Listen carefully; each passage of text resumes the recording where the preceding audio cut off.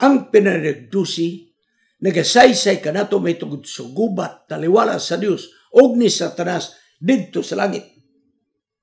Og unya, dinhi sa yuta, hangtod sa katapusang adlaw, ang yawa nakigubat.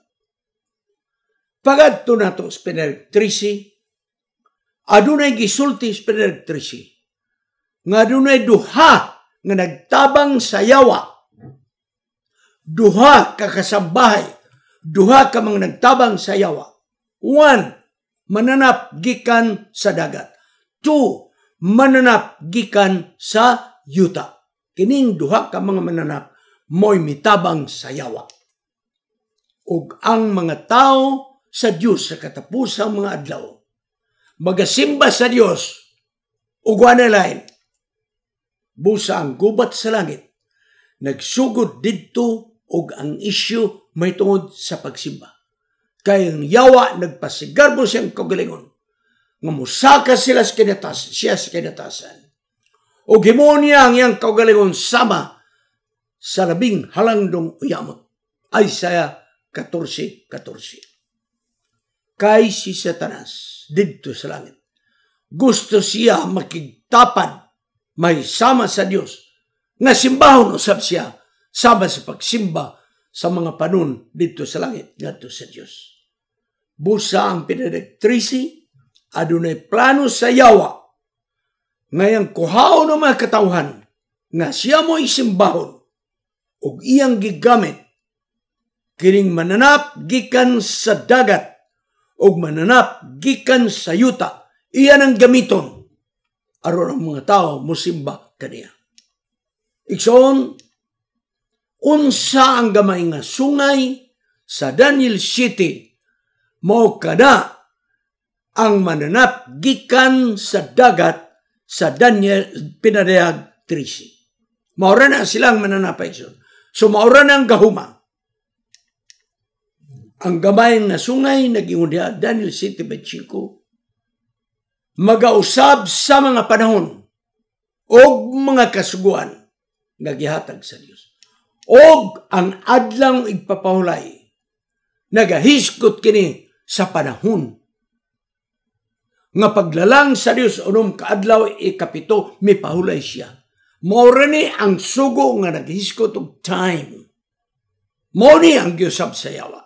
Kaya nagingon dinigson ang yawa, ang gamay nga sungay nga naggamit sa mong gahom sa yuta, magausab sa mga panahon. Og ang panahon sa adlaw nga igpapahulay, mao na giusab sa gamay nga sungay. Kay ang simbolo sa gamay nga sungay, harap-harapan natong isulti ni. Maong Roman Catholic Church, kay mao magyuy nag-usab sa igpapahulay, wa magyulain. Wa gyulain.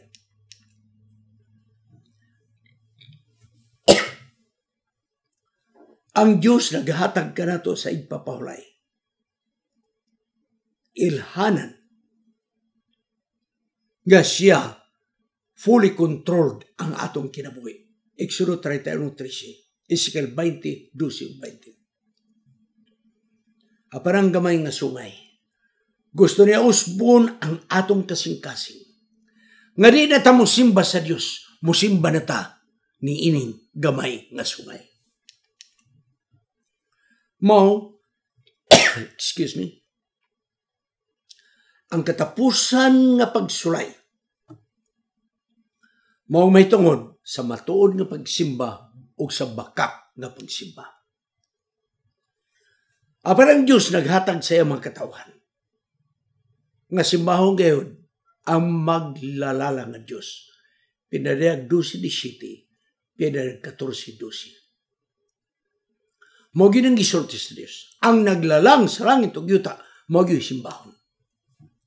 Kay bisag kinsa nga mosalikway sa pagsimba sa Dios, nining adlaw nga balaan sumala sa Isaiah 58:13, og magsimba sa mananap nga mapintas, og siyang piki nga igpapahulay nga mao ang Domingo, makadawat sa marka sa mananap nga mapintas. Aniya ang tulo ka mga manrunda. pinadayag 14. Sugda nato sa unang manlunda. Ang mensahe sa unang manlunda mao nagdapit sa tanang mga katawhan sa yuta nga sila magmainunungon ngadto sa atong Dios. Nga naman, pinadayag 14:7 na yun tahuraw pasidunggi ang Dios o gihatag kaniya ang iyang himaya. Ang takna niabot na sa paghukom sa iyang mga katawhan o sultian sila unsa ang mayog dautan o simbaha siya kisay pasimba siya nga nagabuhat sa langit og sa yuta og sa dagat og sa mga katubigan. Asa man nga sugo ang nagisgot sa iyang pagka maglalarang sa langit, yuta, dagat o katubigan. Exodo Kapitulo 28 pengon sa Diyos. May trabaho ang Diyos, nagbuhat ang Diyos, unong kadlaw, pagka-ikapito, may pahulay. So, kining tawag sa unang manlunda, nga simbahon ang Diyos nga nagbuhat sa langit o sa yuta, tawag kini, sa pagsimbaw sa adlaw nga ipapahulay. Ikaduha nga manlunda, nagingundi ang dako nga syudad. Nahulog na. Nahulog tungod kay kini. Puno ang tanang mga nasod sa sayop nga mga pamaagi. O gihimo ang mga tao nga nasakit tungod sa kasuko sa Dios. Pinadayag 14:8. So, ang ikadawang manlunda nagingon, ang dako nga Babilonia nagunob na. Kay gilimbungan ang kalibutan sa sayop nga mga pamagi. Ug tungod niini, ang mga tao gisakit sa kaligutgut sa Dios. Unsa man ang purong Babilonia? Kay gisulat ang pinadayag, wa nay ginharian nga Babilonia. Pila nagkagatos ka mga tuig, wala nay ginharian nga Babilonia. O nga nung iuman din nga nagunob na, nga hagbay rama nga nagunob. Ay, gsoon. Kining pagkagunob sa Babilonia, usa kini katalanaon, nga adunay dako nga nagalukop sa kalibutan nga relihiyon, nga misalikway sa minsay sa unang manlunda, sa pagsimba sa Diyos nga naglarang sa kalibutan, sa pagsimba sa adlaw nga ipapahulay. Mahinungdan nga pinadayag 14:9-11, nagpasidaan nga bisag kinsa nga mosimba sa mananap nga mapintas. Gipasidan. Unsa man ang pasidaan? Nagingon igsoon nga aduna mi kita duha ka mga pagpili. 1, pagsimba sa Dios. 2, pagsimba sa mananap nga mapintas. Apan ang mga tao igsoon mipili sa yawa inay kang Ginoos. Busa ang atong desisyon karon importante. Kaya ang final nato nga desisyon mo ni maghatod ka nato sa atong kaluwasan. Ang mga katawhan sa Dios sa katapusan nga kapanahonan, kinsa matinumanon sa kasuguan sa Dios. Sila igsoon, nepasidan. Sila nga nagatuman sa kasuguan sa Dios, nining katapusan nga pundok sa mga katawhan. Makagi sila og mga kasakitan, mga pag-antos, nga labaw pa sa mga pag-antos ni adtong nakauna kanila. Grabe na yung mga pasidaan. Hapan ang kaluoy sa Dios may magatabang, makiguban, niining mga katawhan sa Dios sa katapusang mga adlaw nga sila nagpabilin nga matinudanon. Kining mga tao sa katapusan nga panahon nga iya sa Dios, mga tao kini nga matinumanon sa kasuguan, apil ang pagbantay sa adlaw nga ipapahulay. Kay ang katapusan nga pag-uyog, taliwala sa mayog dautan, ang isyu diha mahitungod sa pagsimba diha na focus sa adlaw igpapahulay. Wadto sa ikatulo nga manlunda. Niya na ang pasidaan. Bisag kinsa nga mosimba sa mananap nga mapintas og sa iyang larawan, makadawat og marka diha siyang agtang og sa iyang kamot. Pinadayag 14:9. Naay marka sa mananap nga mapintas. Ang mga tao sa katapusang mga adlaw nga iya sa Dios nagagunit sa pagtuo diha kang Jesus o nagagunit sa pagtuo nga iya ni Jesus. Okay, duha ni ka klase. Pagtuo ngadto ni Jesus o pagtuo nga iya ni Jesus. Ang pagtuo mga kaigsunan nga iya ni Jesus mo ni ang pagtuo nga lalom kaayo og gamhanan nga walay yawa bisan pa ang imperno nga magasakit sa yuta nga makalaglag sa mga katawan sa Dios. Ang atong pagtuo diha ni Jesus, di na ang pagtuo ni Jesus. Ang atong pagtuo diha ni Jesus mao ang pagsalig ngadto kaniya. Bisan pa daw moingon ta murag di na magyud masalig, salig ta. Mao na ang pagsalig, ang pagtuo diha ni Jesus. Atong gunitan ang paglaom. Bisan pa man murag atong gibati nga wa na paglaom. Kay grabe na ang pagsakit sa mga tao sa Dios. Ang pagtuo ni Jesus gasa kini nganhi kanato. Ug atong ihatag ang kusog ug gihatag kini pagtuo ni Jesus mohatag kini og kusog kanato nining katapusang mga adlaw nga moatubang kita sa malisud nga panahon. Ug unya nianang panahon na. Ni anang panahon na. Maabot na ang panahon nga wala na'y makapalit ug wala na'y makabaligya. Gawas kung sila mudawat sa marka sa mananap nga mapintas. Og ang katapusang mga katawan sa Dios nga dili mudawat sa marka sa mananap nga mapintas apan mutuman sa kasuwat sa Dios, pag-atakihon, ibanlod sa bilangguan, patyon tungod sa atong pagtuo. Apan ang atong pagtuo diha ni Jesus, magaproteher kanato nining katapusang panahon sa yuta hangtod sa pagbalik sa atong Ginoo. Kining mensahe sa tutlo ka manlunda nagingon si Ellen G. White. Sa milabay, dagang mga Kristiyanon nga nagbantay sa Domingo. Nagtuo sila sa tininuod. Ang pagbantay nila sa Domingo, nagbantay sila sa igpapahulay sumala sa Biblia. Busa, aduna karon adunay mga matinud-anon nga mga Kristiyanon matag simbahan.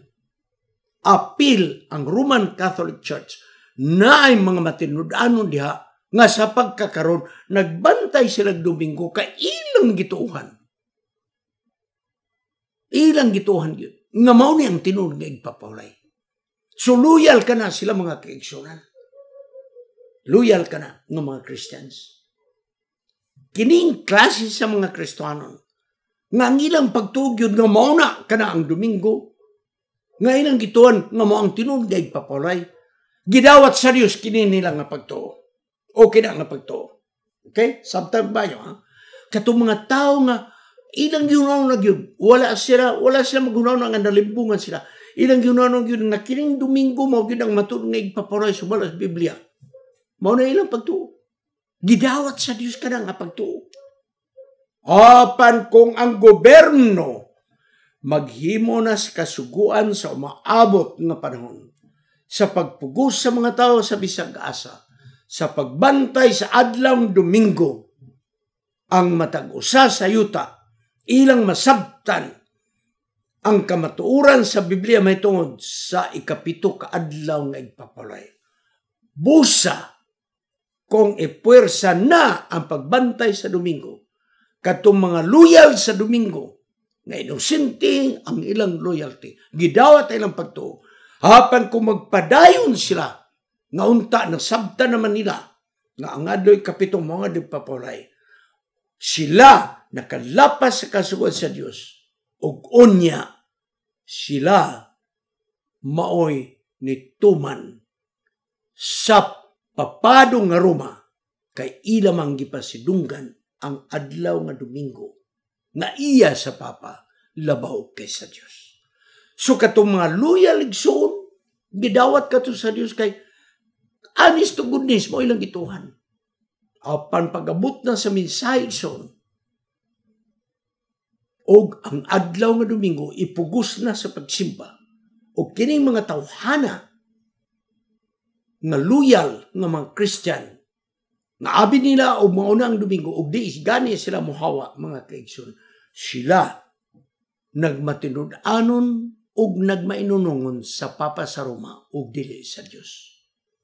Busa kung ang gobyerno maghimo nagbalaod sa Domingo, nan mga kaigsunan, kung sila mo sa likway sa igpapahulay og magpasidungog sa adlaw ng Domingo, nagpasabot nga ilang gidawat ang gahom sa papado sa Roma. O kung ang mga katawan sa Dios nagpasidaan na sa tanang mga katawan sa yuta, mahitungod sa sandilo, nan ang matag usa maghimo og final nga pagpili. Ilang pilon gyud ang kasuguan sa Dios ba o ang balaod sa Domingo nga moong marka sa mananap ng papintas. Ug niyanang panahon na ang mataw nga magpadayon sa pagpakasala, pinaagi sa paglapas sa kasuguan sa Dios, nga nagpadayon sila sa pagbantay sa adlong Domingo, ilang nadawat ang marka sa mananap nga mapintas. Ellen G. White, The Great Controversy, page 449. Wato tag sumada, mga kaison. Nakita ni Apostol Juan sa langit nga adunay templo. O dito sa templo sa langit, nakita ni Juan ang arkas tugon, nga ang arkas sa tugon na ang napulo kasugo.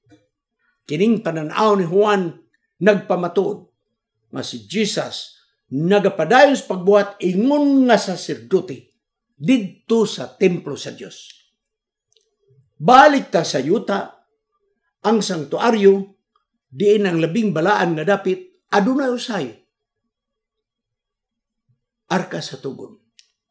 Og sa sulod sa arkas sa tugon, sa yuta nga sanktuaryo sa labing balaan nga dapit naang napulo kasugod.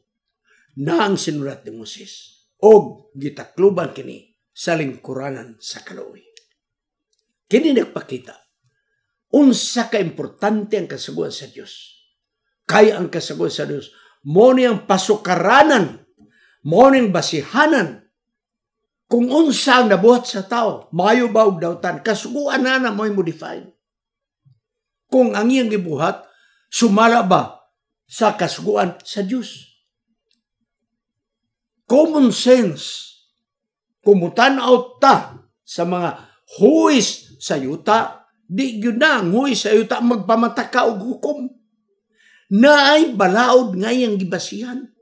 Kung ang huwis sa yuta maghukom pinaagi sa balaod sa yuta, nan ang Diyos mga kaigsunan magahukom sa tao pinaagi usab sa balaod sa Diyos. Ang balaod sa Diyos mo ng sentro sa atake sa yawa.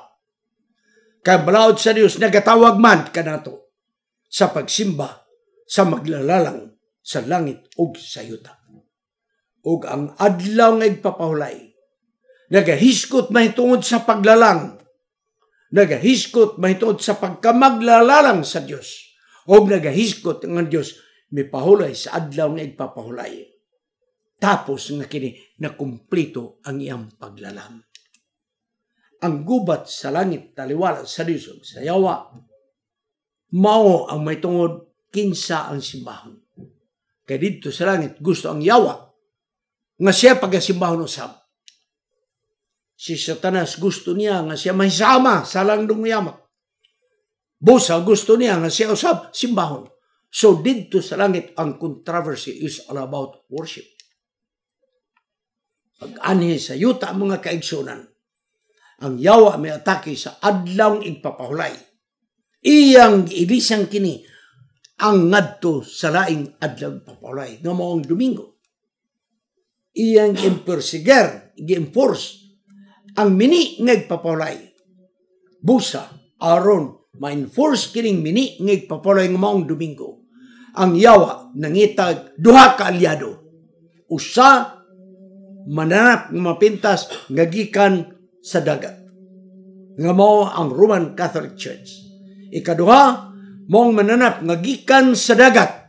Nga maong United States of America. Igsoon, kung mabuo na sa hingpit, kining tulok ka pwersa, kung sa man tulok ka pwersa, dragon nga maong yawa. Mananap nga pintas, gikan sa dagat nga mao ang Roman Catholic Church. O ang mananap gikan sa yuta nga mao ang United States of America. Kung mabuo na, mabugkos na gayon, matuman na ang ilang alyansa mga kaigsunan. Nan, bisag kinsa nga dili, mudawat igsoon sa adlang igpapahulay, mao'y makadawat sa marka sa mananap nga mapintas. O kung i-impersigir na, enforce na ang Sunday law mga kaigsunan, ang dili mudawat niining marka sa mananap nga mapintas nga maong adlaw nga Domingo, dili makapalit o dili makabaligyan. Ang mga katawan sa Dios sa katapusang mga adlaw magaantos sa hilabayan.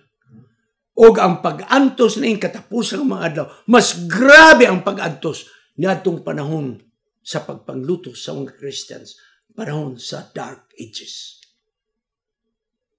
Kaya ang katapusan na isyu, mong matungod sa pagsimba, mong ang yawa may atake sa pundasyon sa paggoberno sa Diyos, nga mong kasuguan, kayang kasuguan, mo'y nagatawag ka nato sa pagsimba sa maglalalang sa langit o sa yuta. Moto tas practical application. Abin yun son. Kining igpapahulay, ilhanan sa mga katawan sa Diyos.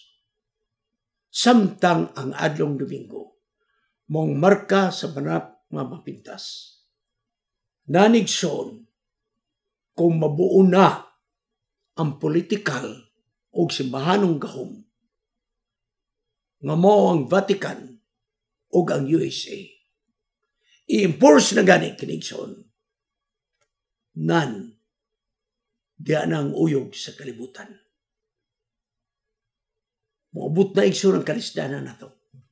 Nagbantay tayo ulit papahulay, pag i-enforce ang sandilo, di nataka magkapalitog mapaligya. Grabe nga kalisod ka na. Bosa in application for today, mao kini. Ang atong pagbantay sa adlaw papahulay, nga dagang perjuisyo sa gobyerno. Perjuisyo sa mga private nga paggobyerno, mga kaigsunan. Ang atong pagbantay sa adlaw papahulay sa atong gitrabahohan, nga dili i-grant sa mga kumpanya, mga kaigsunan.